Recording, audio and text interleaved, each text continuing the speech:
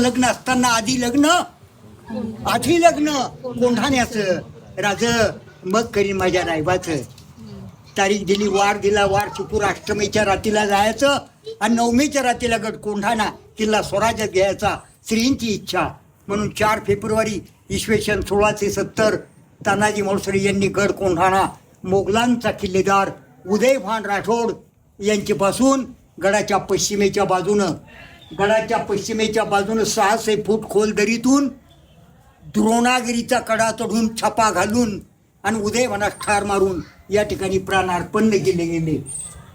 त्यांच्या अद्भुत पराक्रमाची स्मारकशिला म्हणून महाराजांनी आपल्या आठवण म्हणून या ठिकाणी महाराष्ट्राच्या इतिहासात गड आला, आपण सिंह गेला असं पराक्रम करून या ठिकाणाला गड स्वराज्यात